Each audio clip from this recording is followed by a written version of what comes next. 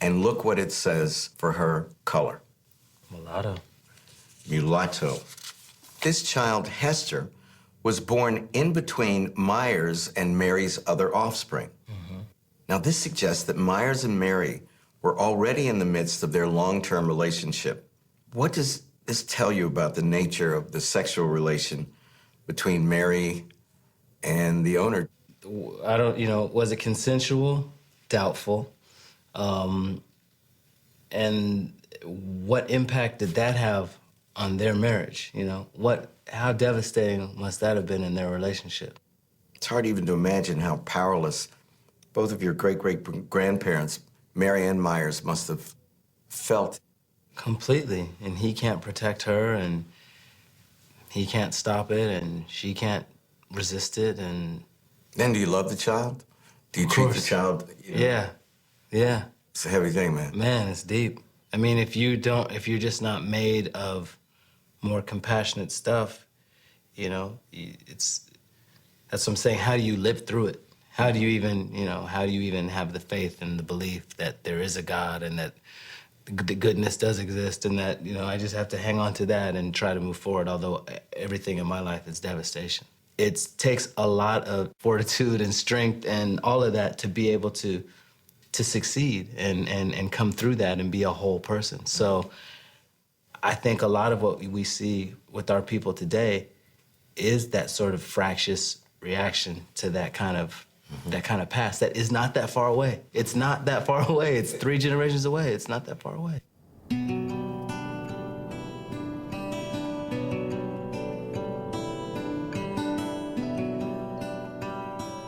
I went back to Williamsport, West Virginia, to investigate a rumor about a supposed sexual relationship involving my 4th great-grandparents, Joe and Sarah Bruce.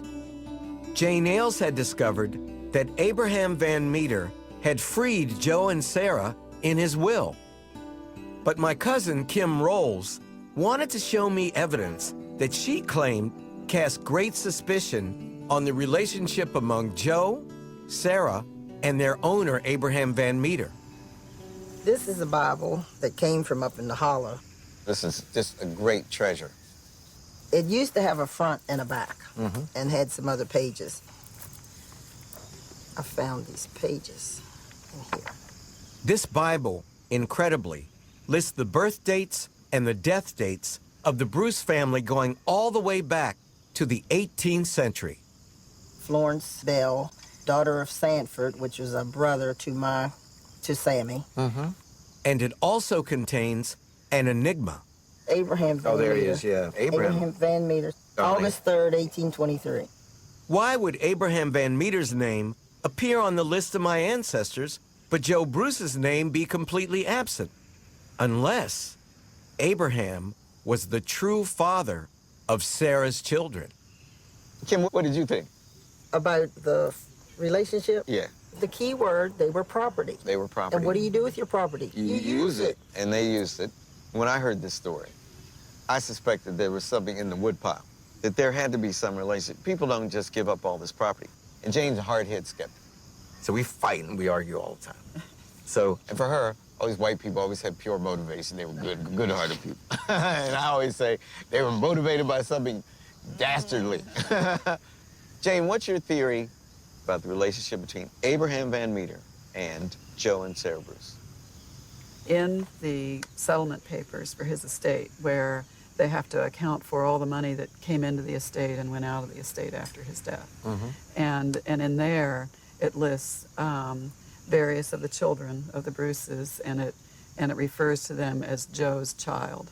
If you were a slave, any owner could have, you had no legal relationship that the law was bound to respect or anybody else. I mean, you could say you were married, but anybody could violate your wife, and there's nothing you could do about it. Right. We can learn more today about how masters really treated their slaves than we ever could in the past. Understanding these facts forces us to confront some of the most painful and shameful aspects of our family history. But understanding these tragedies is a crucial step towards reclaiming the past. It's a power relationship. And as an enslaved man or woman, you can't step outside of that power relationship. To get a clear understanding of what it meant to be a slave and what a slave's experience was like, you really do have to pay attention to slaveholders. Here is the man who owned your ancestors. And you know it. I mean, you know there was somebody, and you know there is some family, but to see it, it raises a lot of questions. I mean, you want to know how they were treated, and to have it all coming back up is just really, it's strange. There he is. Elijah Worthington. He owned your ancestors. Well, what can I say about him? He's not a kind man. Doesn't have kind eyes. No, Doesn't have kind eyes at all. no, he looks like a mean old Yeah, he tough looks man. like a mean old guy to me. Let's move past him. Here's a picture of Abraham Van Oh, Meter. jeezy. This man owned your ancestors. There's a part of me that wants to smile, and then there's a part of me that's looking at him like he doesn't look like a very nice man. But there's something even more remarkable, Kathleen, about Abraham Van Meter, who owned your ancestors.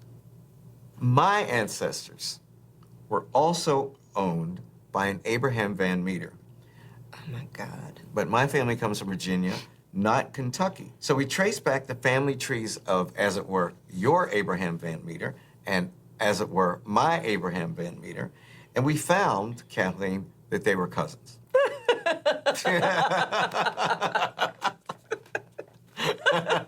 Cousin Skip. The white men who owned our ancestors were cousins. Now, what are the odds? And we found you just totally, through blind, submission. See, it's those spirits at play. Oh, goodness. Now, Abraham Van Meter might be more interesting than you think. This is an article from a newspaper called the Lexington Observer and Reporter. In pursuance of notice, a large and enthusiastic meeting of the opponents of perpetual slavery in Kentucky was organized by calling Abram Van Meter to the chair. On the one hand, he kept slaves. On the other hand, he's chairing a meeting about emancipation.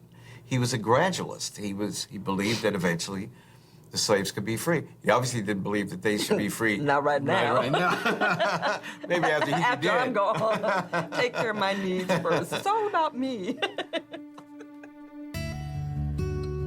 Abraham Van Meter was a study in contradictions, a slave owner who advocated emancipation, just not today.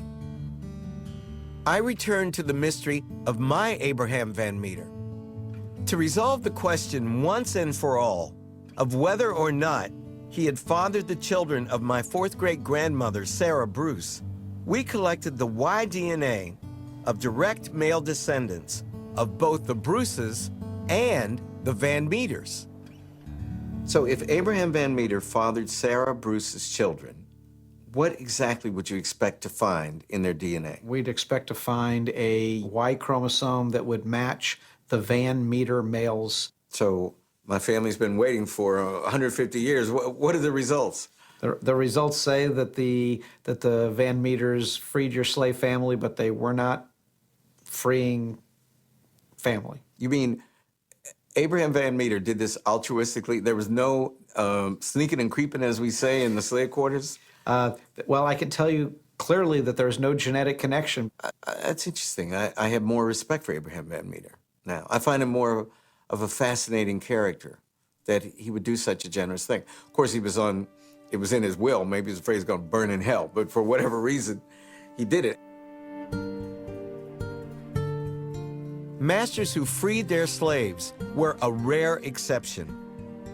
By 1860, almost 90% of all the African American people were still enslaved. Obadiah Dumas, the man who owned Tom Joyner's third great-grandparents, Tony and Clara, also didn't want to face his maker with a guilty conscience.